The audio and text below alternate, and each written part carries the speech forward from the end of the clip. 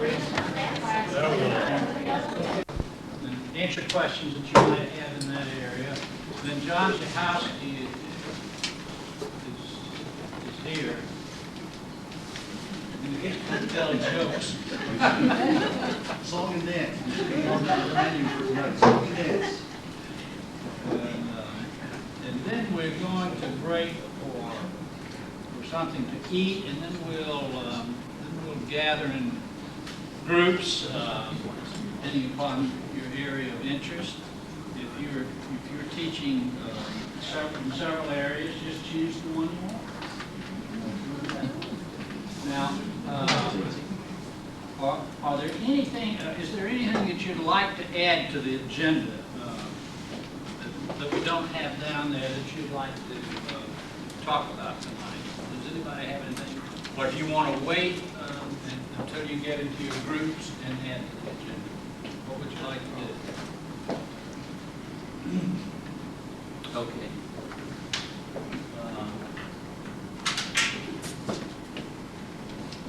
This first document, I'll start. And this first document is and some of you, all of you have seen this before, and I'm going to review a few of the points in here.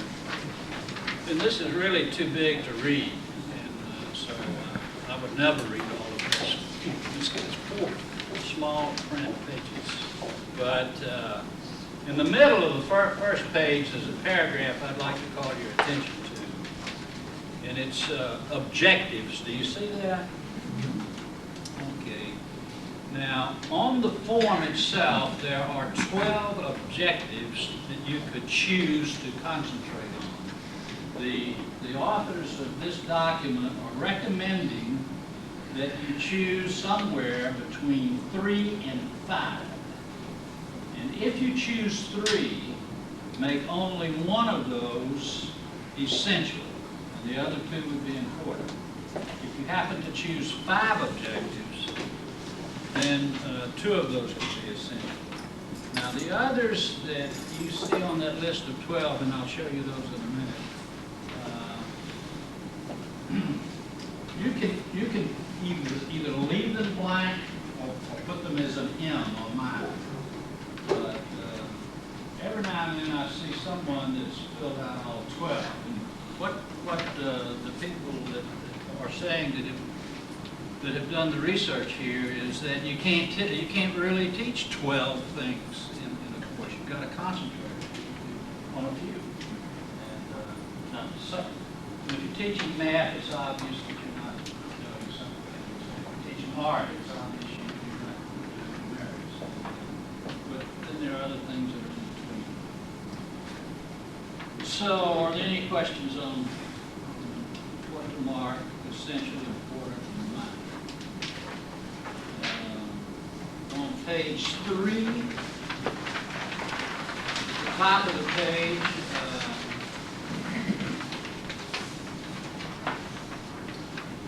the top paragraph says, because the idea system defines effective teaching in terms of progress on the objectives of a particular course. And this is what is measured. And so, in terms of whatever the students say, it's all relating back to what your objectives are in teaching the course.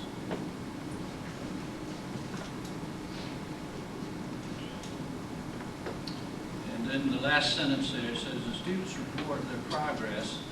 The students do report on the progress that they have made in meeting those primary criteria to evaluate the course. Then it has some definitions here, such as the first heading down there, subject matter mastery. And you can read definitions there. And then it talks about development of general skills, personal development, and so forth. On the last page,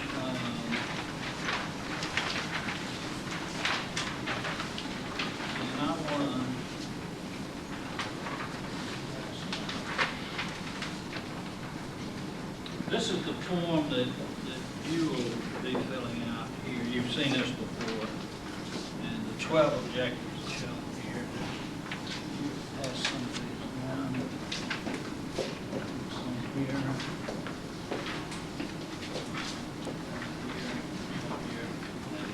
get one, maybe you can look over somebody.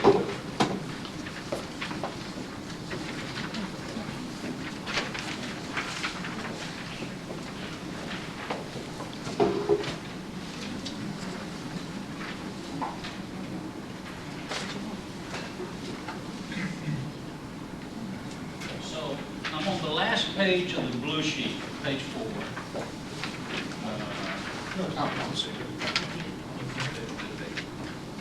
It talks about instructions for administering the IDEA system in class. And so step 1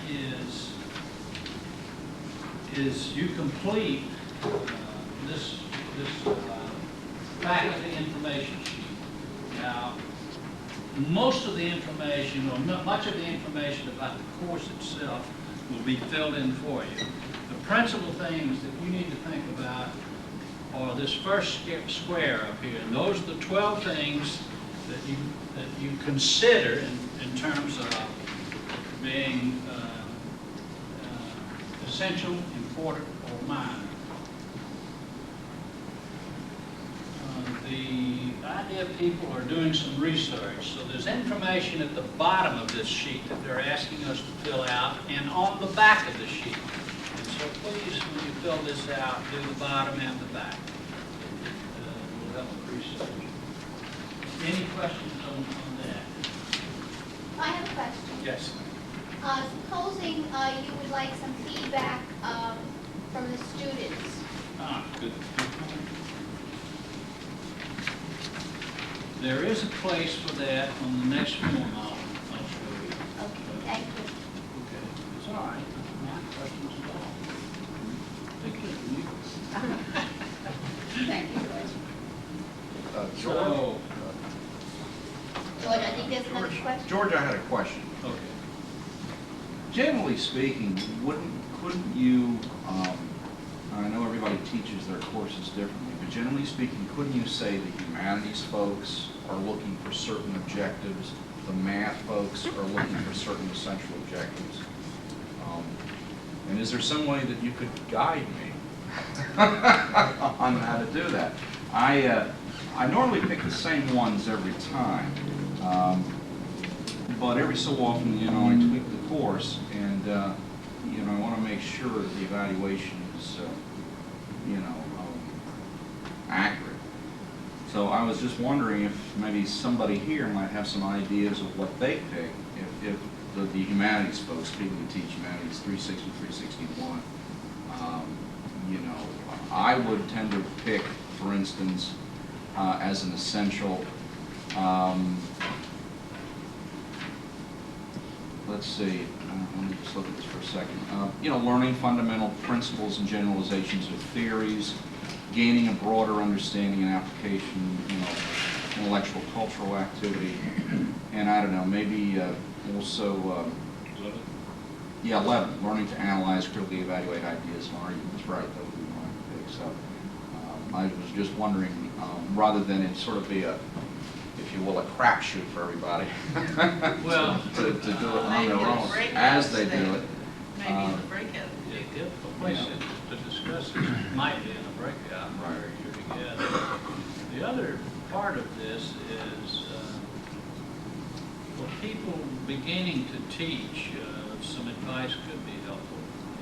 But it seems to me after you've done it a while, you know what you want to emphasize. Right. And you have a set of objectives with each course that are common and standard depending upon the course and stuff. There are some divisions, Wilmington College, which this is filled out for you. And I really think that each of us should have just some flexibility in terms of what we're comfortable with, what we like to say, and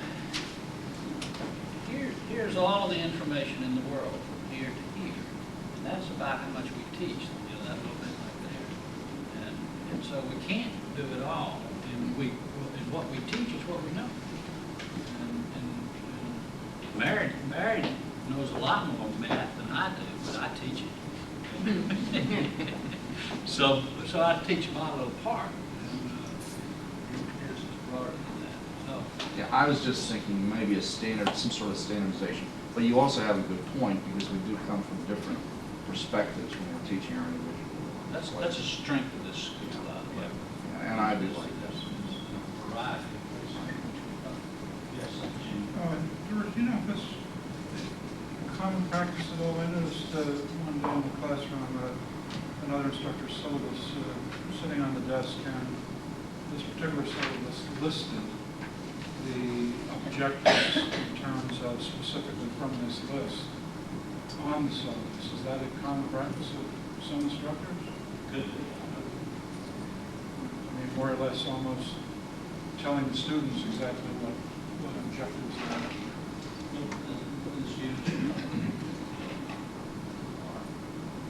Well, I have basically, in a sense, kind of the concepts that I'm trying to develop on the syllabus for the students, but they're not in the same wording. I mean, is it suggested that they go into this exact wording to clarify for the students? And I have one other thing.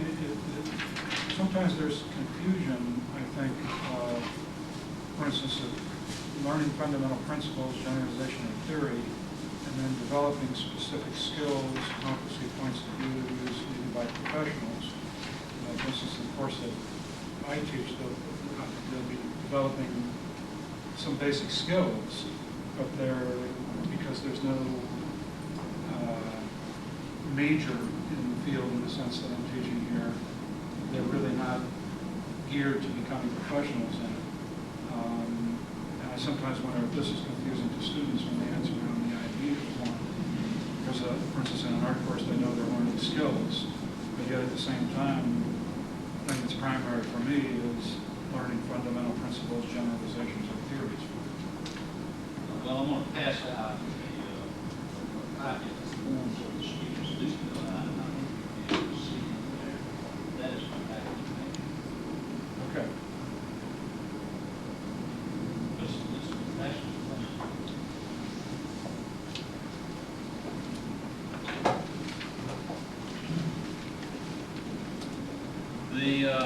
I'm back on page 4 of the blue sheet now, under step 2, which is give the students a number 2 pencil.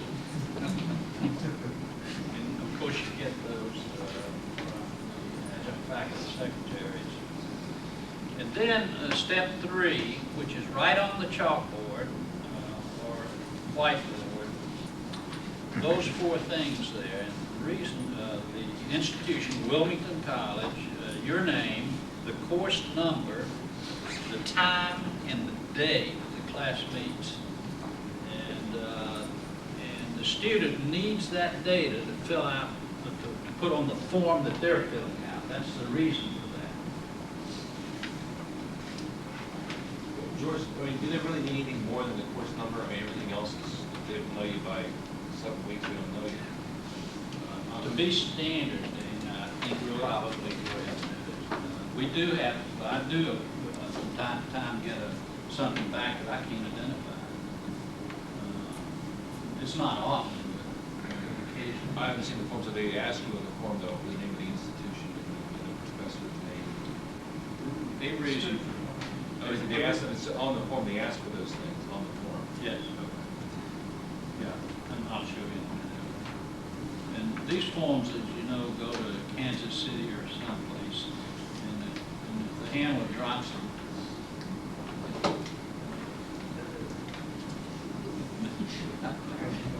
it's a real positive identification. And in the last step, step 5, it says to ensure objectivity and uniformity after the instructions have been given, the instructor should leave the room. And the student should feel comfortable in filling it out and no intimidation or anything like that. Not that they would.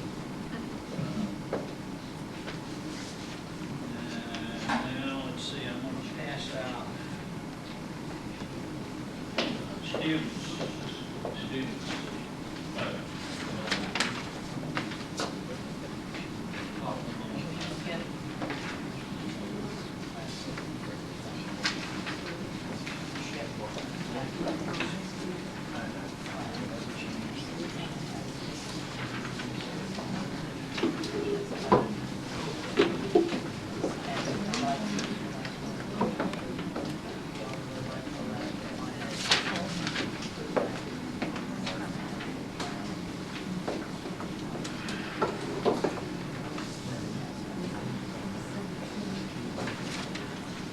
Okay,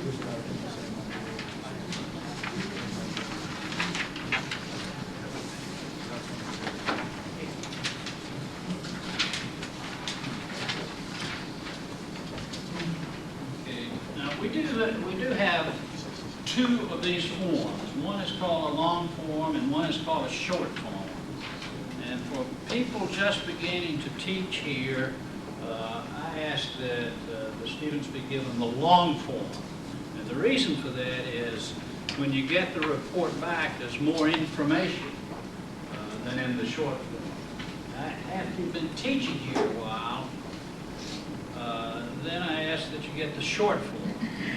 There's not as much information available in the short form. And if any of you today are getting the short form and want more information, tell me or your coordinator, and we can get that for you. Now, for those of you in between, I don't know what's happening.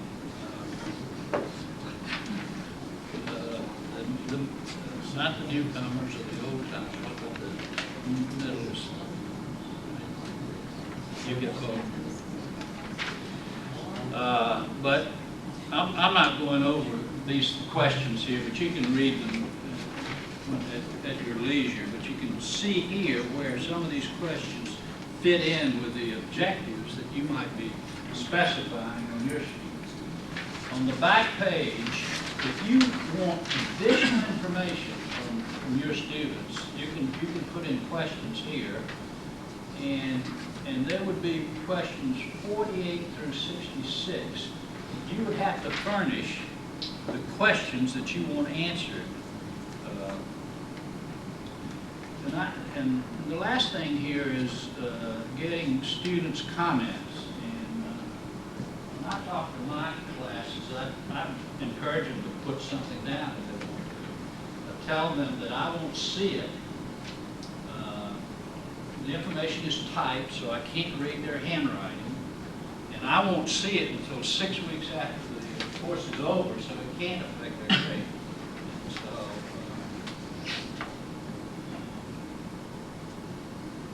So I like to get it. George, what's the basic difference between this one and the short one? There were questions. The first section is pretty much. I don't know. Relevant to that too. If the students take the long form, when the report comes back to us, do we get an item-by-item analysis of every Every one question. of these, of every one? No, you get a composite. So after the report to us, it would still look the same regardless of whether they do a long or a short? No, it's quite different. I have some copies here of example long form. I'm not sure I have maybe 2 people.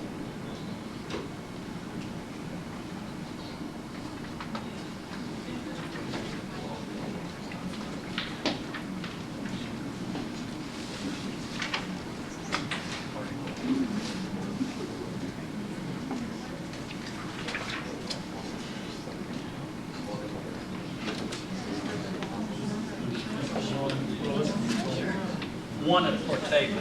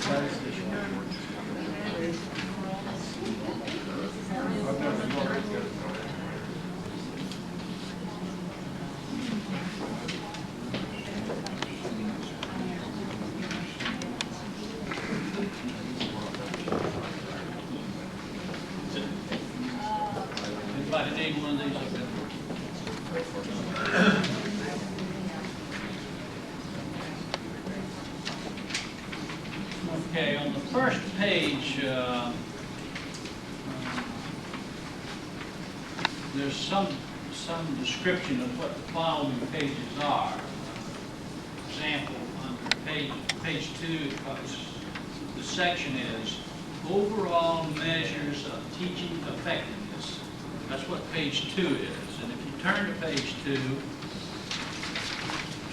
we see 4 things up here. On the left, overall measures of effectiveness, progress on relevant objectives. Those are the ones that are essential and important.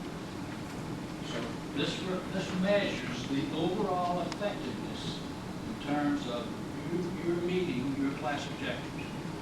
And in this case, let's see, the second column there is called T-score, unadjusted and adjusted. And that number 59 is the unadjusted, and the 60 is the standardized. Now, the score of 60 has to do with this system here. It's called a T-score, and all of you have seen the bell shape here. And all the scores here are converted to a mean of 50 with a standard deviation of 10. And if you're familiar with that, you'll understand what I'm talking about. But if you're not, I can't explain.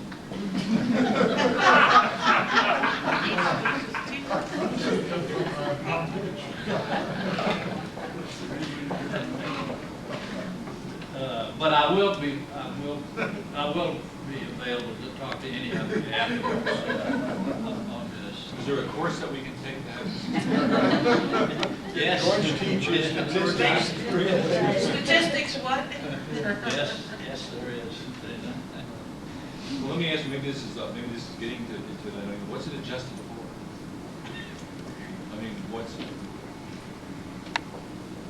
Well, there's a raw score, and there's a statistical adjustment. And it turns out, I think that you would see that the change in the number is very small. Well, it says it there, look down on the red board, it says adjusted for class size, things of that nature. That's what they're adjusted.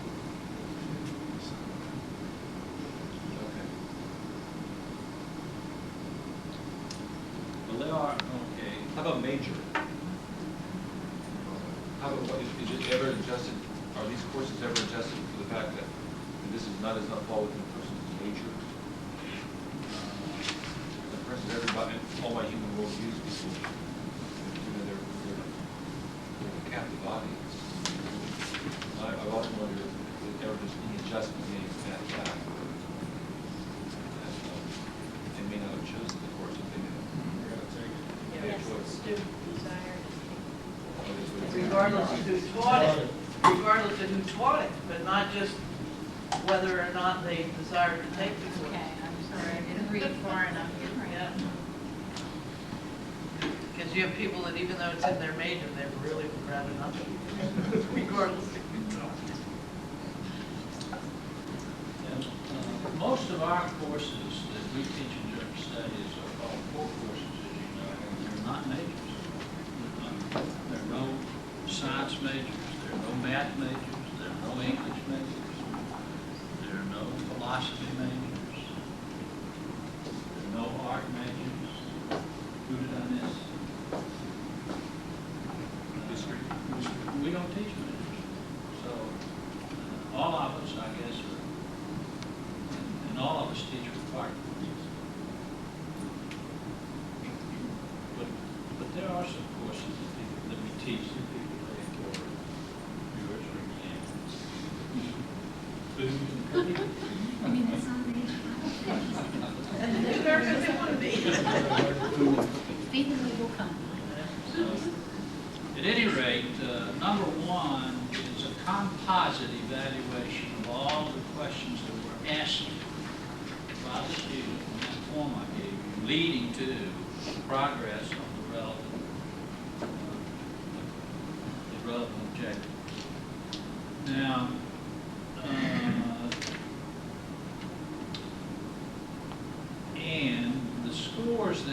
each of us get are ranked with a standard set of scores, about 22,000 other sections in this database. And whatever our score is, it goes on this 22,000 list, and we're someplace on there in terms of percentile. And in this case,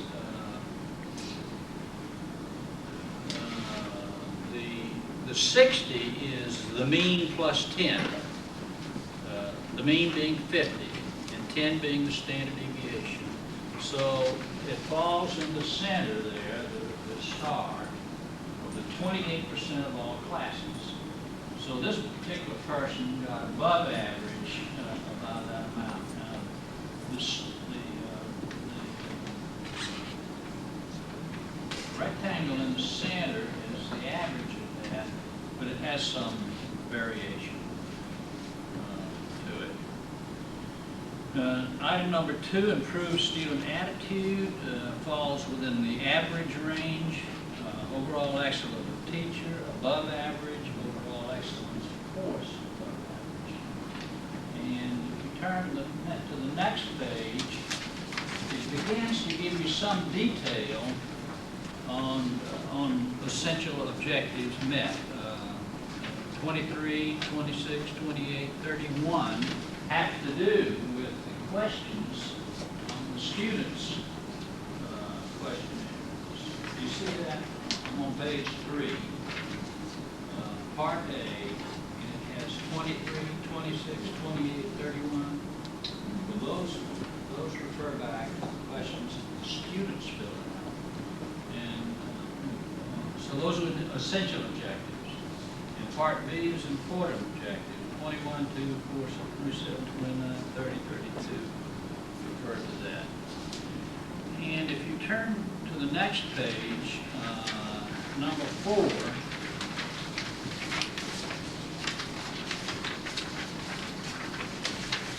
it talks about teaching methods and styles. The first group there, A, is student-faculty contact.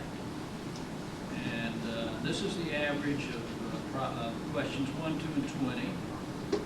Then B is involving students. C is establishing expectations. D is clarity of communication. E is assessment and feedback. And so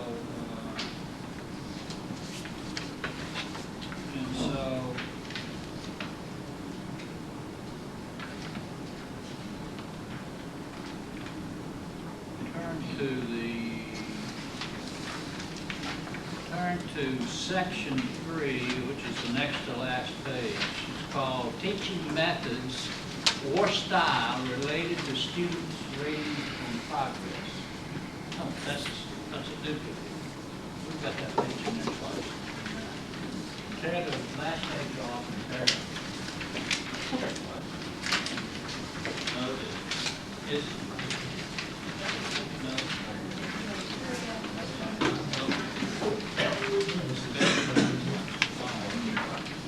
well, it's from, I'm not going into any more detail than this, but just take it home and look at it. If you've got questions, see the coordinator. And there's a lot of information on this long form. The first class that I ever taught was at Del, not first class I ever taught that I was measured was at Del Tech. And mine came back, I was in the 10th percentile. And so I thought this out.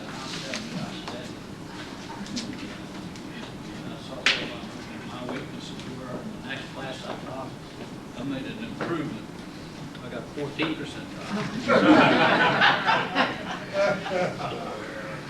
Okay. All right. That's John Shahowski was next. Were you not now? George, I had a question. Yes. Is it possible, or is there any effort, I've often wondered about this, to correlate an individual student evaluation of me with my evaluation of the student? I.e., those that ranked me low maybe scored low in my course, those that ranked me high did well in my course.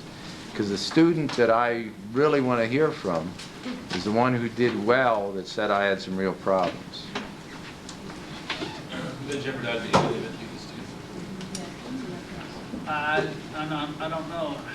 That probably could be done on an individual basis, but we tell the students that it's confidential. They fill it out on a confidential basis. Oh, yeah, I wouldn't need to know. I just want to see the correlation of ranking, grade received. I don't know who the student is. Well, there's some belief that if you give high grades, you get a high rating. I'll tell you that's not true. Well, I don't know. See, that's what I was curious about. It isn't true. What we all get rated on is the degree to which we're respected as individuals. How we teach. How about if you give low grades, you get low ratings, even though the others don't? No? Really? Matter of fact, I look at all the grades, and I give some of the lowest grades in this school. These are nice grades. And my ratings are okay with it. Yeah. So I know for a fact that low grades do not hurt your ratings. As a matter of fact, I think if I gave high grades, I'd get low ratings because they'd say he's just giving me a grade. The students know when they deserve a good grade and when they don't. I think.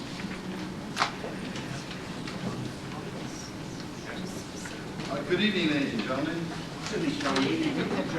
I just handed two handouts you should be getting. One is the one that I'm going to use during my presentation. It looks like this, coming around. And the other one is a sample syllabus that you will use in our breakout sessions. And for me to begin my presentation, I have a very delightful chore. I'm not going to begin. We're going to first eat. And since my presentation is going to be very informal, we're going to take the break now, get something to eat, come back to our seats, and as we're eating, I'll talk.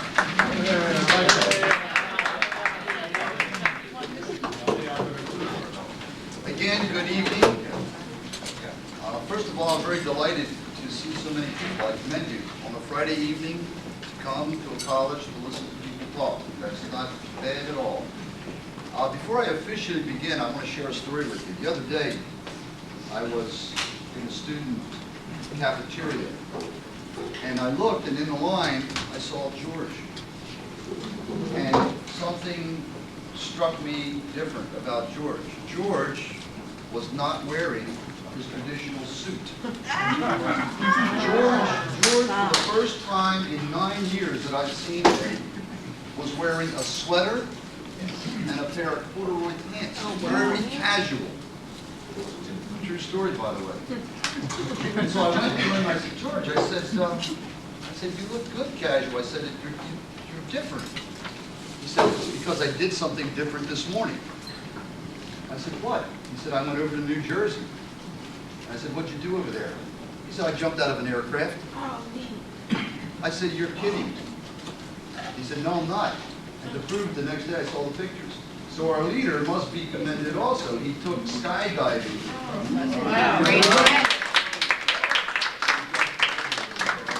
True story, true story. A couple of weeks ago, Marcy, in putting this meeting together, asked me if I would present some information about the book that I wrote. And I said, well, Marcy, about how long do I have? And I thought she said 15 minutes. And I took a look very quickly at the number of pages in the book, 89, 90. I divided that by 15 minutes to try to come up with it. I knew very well, without even being a genius in math, that I didn't have much time. Well, she extended it to 15 minutes, to a half hour. I'm not going to go that long. I'm going to try to stick by our schedule. So I decided, instead of telling you what I'm going to do, I'm going to tell you what I'm not going to do. I am not going to present you with a very short mini course in good writing standards, student writing standards. I can't do that in the time allocated. But what I am going to do is I'm going to talk to you about several things. First of all, I'm going to give you some background information about a committee that was formed 9 years ago and how that book came about and what the purpose of it is. Number two, I'll spend some time talking about the purpose. Number three, I do want to highlight a couple important sections. And 4, I want to end it by giving you a charge, meaning I want you to do something for me. The format's going to be very informal. As I tell my students, it's going to be a lecture discussion. So at any given time, if you have a question about anything that I'm going to talk about, simply interrupt me. That's what you're going to be doing. It's very informal. Well, let me talk a little bit about some background. When I came on board about 9 years ago, a committee was formed, and it was a standing committee, an ad hoc committee. We had many names that we gave it, but basically it was the English committee. And on and off, periodically throughout the year, we met several times. And we decided that as a group, we could make an impact in a lot of areas here at Wilmington College, and we did. Over the course of the years, we did some very important things as a group. The group is standing, is still meeting now. We were responsible, for example, for revamping the English math test, placement test for students. That's one thing that we did. We determined course objectives for a lot of our courses. We took a look at textbooks. In fact, we were responsible for putting together the English textbook used now. And so this committee was very, very important. But something while we were meeting was still a problem. The problem was that even 9 years ago, and continuing to today, student writing was a problem. It's such a problem that the college is addressing it in many ways, and we're very concerned about the quality of student writing. With that background, meeting with the committee, I decided to put together a book to try to at least impact on the problem.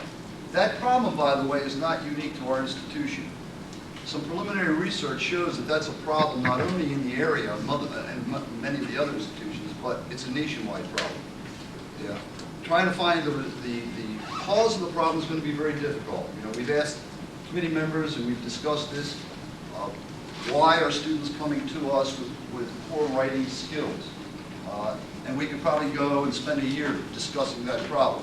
Be that what it may, we still have a problem. The question is, what can we do about it? And that was what the committee discussed. And as a result, the book was born.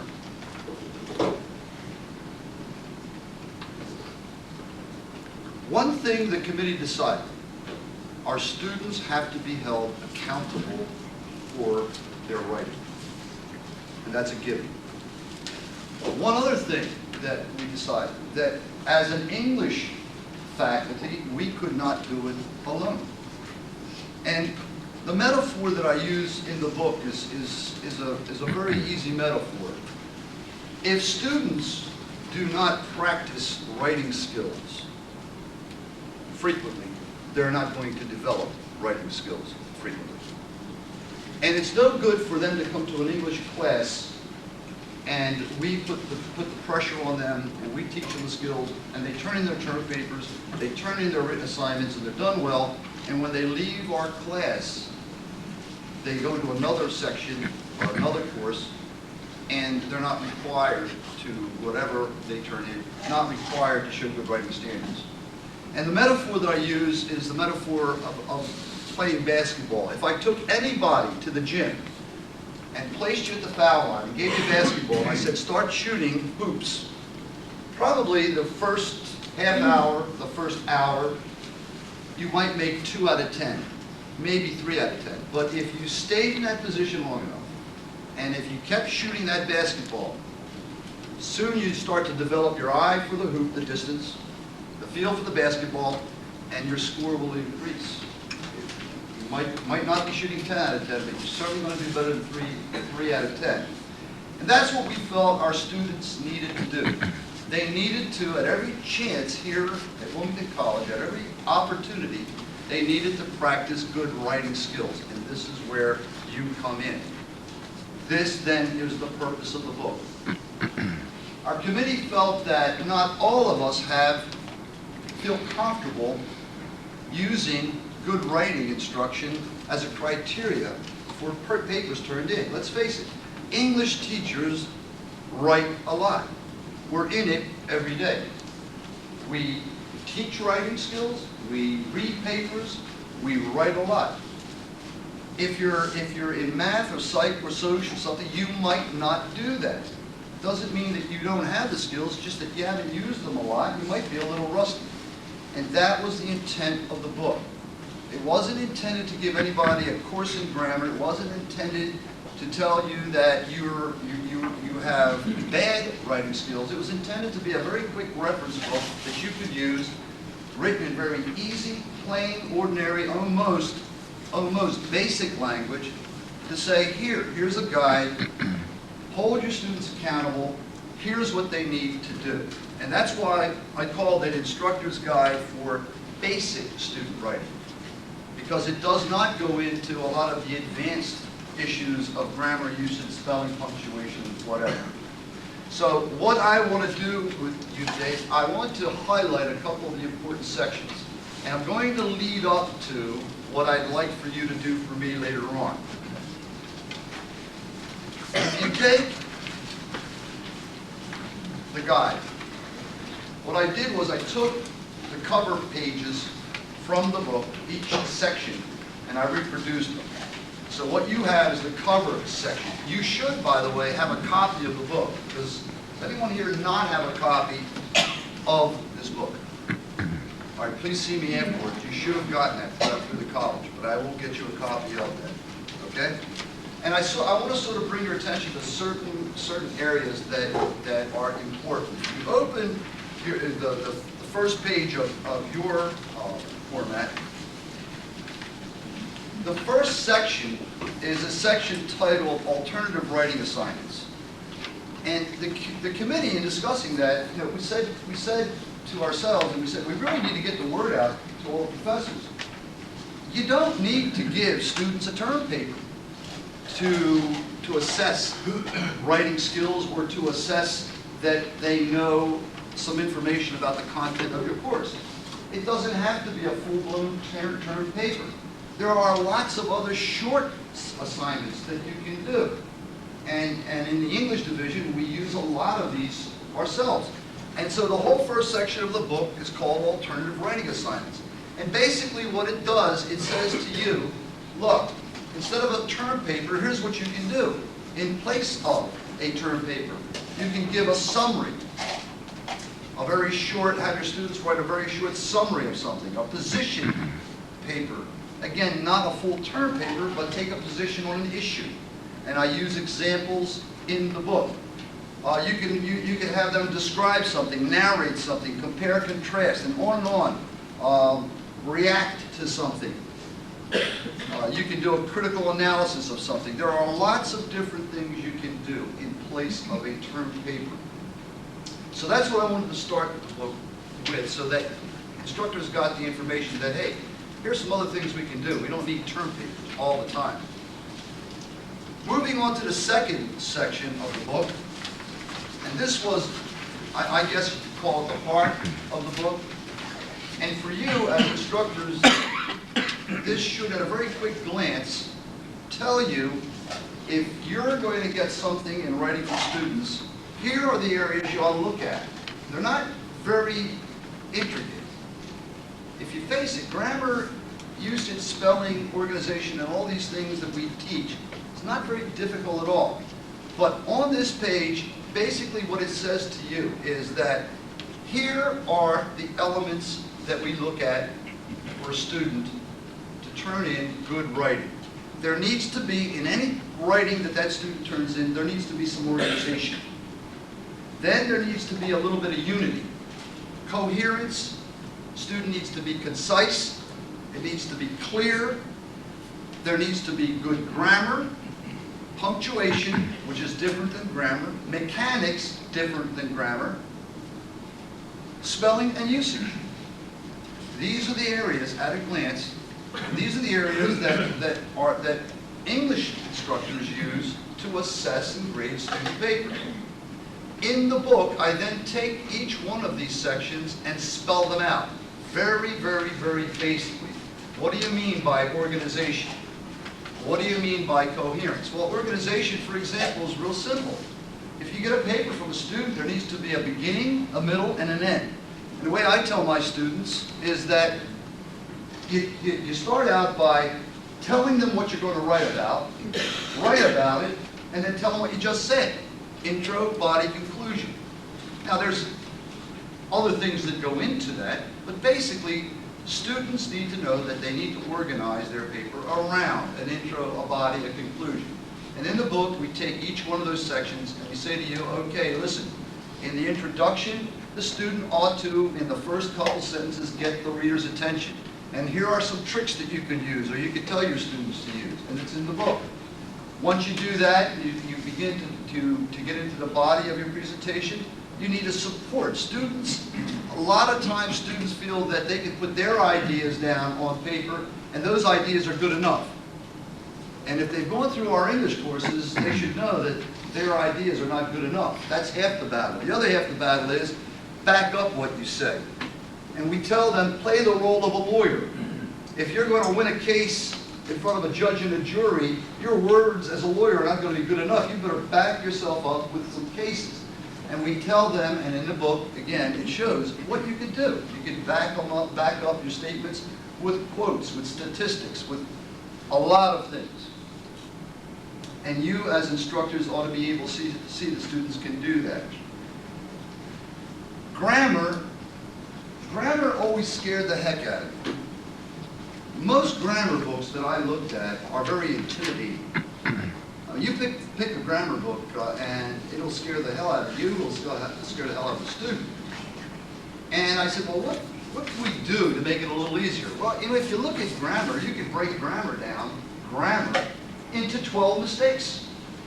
And that's what I did in the book. There are 12 grammar mistakes. I call them the dirty dozen. And once you pick them off, they are not that difficult. We teach our students that they're not that difficult. They should be able to show you in their writing that they can master 12 common errors and not to do those things. And so in the book, I go through 12 grammar errors. After that, we talk about punctuation. Different than grammar. A lot of people think, well, punctuation is part of grammar. No, it's not. It's a different issue. And again, punctuation is not too difficult either. There are only certain things. And what I do in the book when I talk about such things as punctuation, if I get into, for example, the semicolon, I always start out the section by saying, the semicolon in essence says, pause here. Then I go into, there are three main ways you use a semicolon. And so each section with punctuation deals with 3, 4, 5 different ways you use that. Very simple, very basic. Mechanics is different. Mechanics is not part of grammar. It is also a separate entity. For example, the use of numbers would be considered mechanics. When should a student write the number 2, the numeral 2, or when should a student use TWO? They should know that from English. But if they're writing a paper for you and they're writing number 2 instead of TWO, you need to know that maybe that's not what they should be doing, and they should be called upon and held accountable for it. And then, of course, spelling and usage. Usage is a fun section in the book. I learned a lot from it. Unfortunately, our students they misuse our language tremendously. Our students have a hell of a time with English. And I began to look why. Why do our students have a hard time? And I came to discussion, or to the feeling that it's because our language is difficult.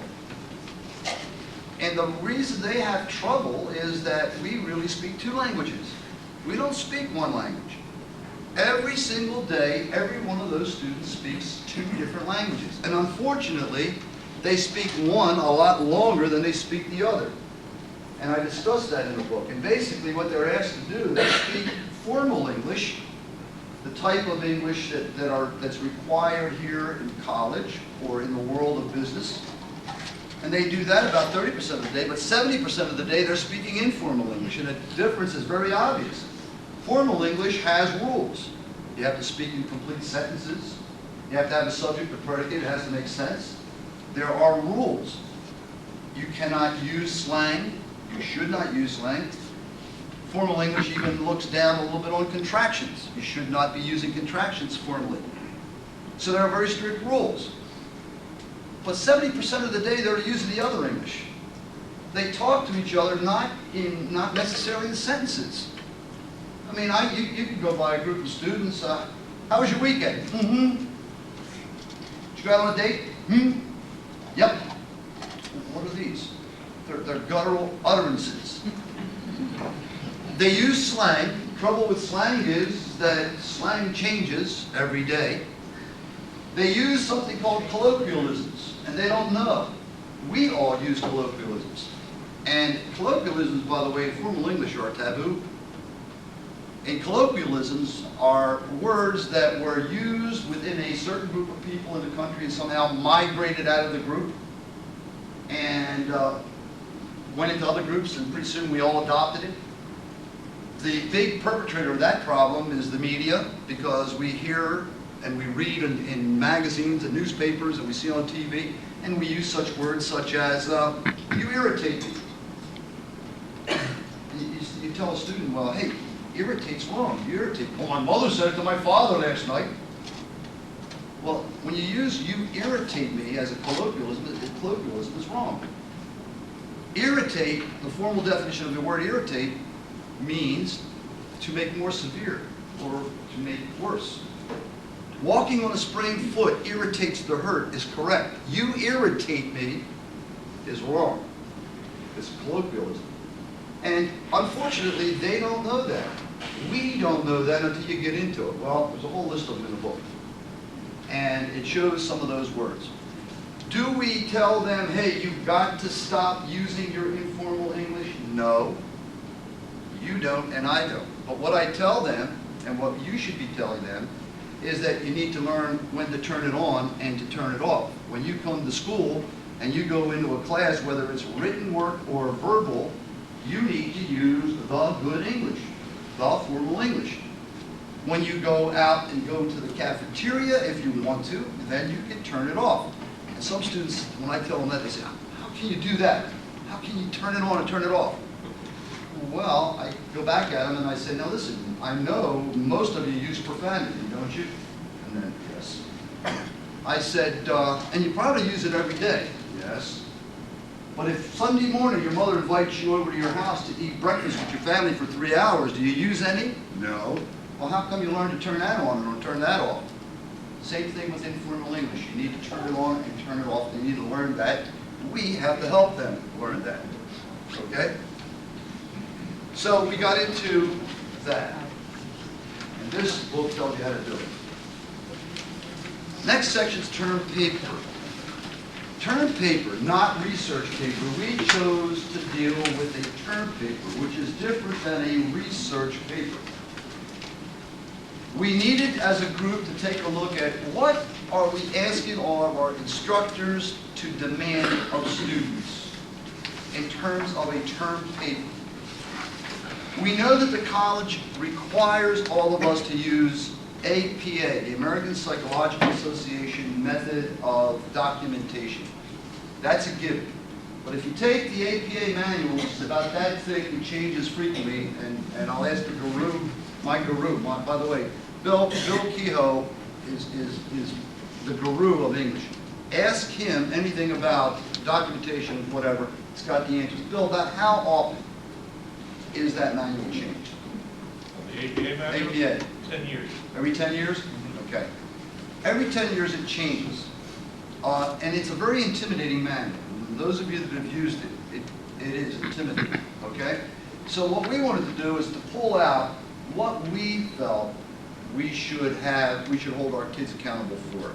And so what we did on the next page of this sheet, we said, for our instructors here at Wilmington College, all students doing a paper, if it's a term paper, should have a cover sheet.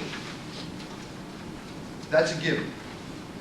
Not only that, there are other things that are required. An abstract, we left that up to the instructor. That's optional. If you want your students to put an abstract in there, you do it. But there ought to be an introduction, which is the next point, Review of lit is optional too, depending upon the instructor and the course and what you're asking students to do. But there needs to be the body. There needs to be a conclusion or recommendations to the paper. There needs to be references. There needs to be, if there are some appendices, that needs to be included, and tables and figures. And of course, internally, there needs to be text citations. Now, most of our students coming into this college, they don't know what a text citation is. If you talk to them about plagiarism, they know it's something bad, but they don't really know what they are doing when they plagiarize. Many of them feel they go to the internet, take something off, and put it in the paper, and it's great. You don't need to tell anybody who you got, where you got the information, or who you got it from. Just include it. And they need to be taught that no, they can't do that. The book gets into that also. But what we did in that very short page, and for instructors that are not English instructors, we're saying, look, here's the format. This is what you ought to require your students to have. Basically a cover sheet, an introduction, a body, a conclusion, good text citations. The last page, a reference page. If there are any recommendations, that needs to be in there. And if there are any appendices, tables, or figures, that needs to be in there. And the book goes through that very quickly, very easily. And so if you're rusty in that area, that's what you can zero in on. We also then, on the next page, took, and the next 2 pages, and we took a sheet and we said, well, okay, let's make it a little easy for the instructors. If they're going to require students to write well, in no matter what course, then let's make a handy check sheet for them. And we did. We came up with 2 things. And by the way, the 2 checklists that are in this book are tied into all the things we talk about in the book. And it says, basically, look, term paper as a title page. It uses an appropriate format. By the way, I'm going to show you, I did something in the book that will show you what the appropriate format is. But it allows the instructor to use this, and you can reproduce it any way you want to, but you can have it in front of you when you have a student paper, and you're going to use some criteria other than content. You could use that to grade a student's paper, okay? If you turn to the next 2 pages, or next several pages.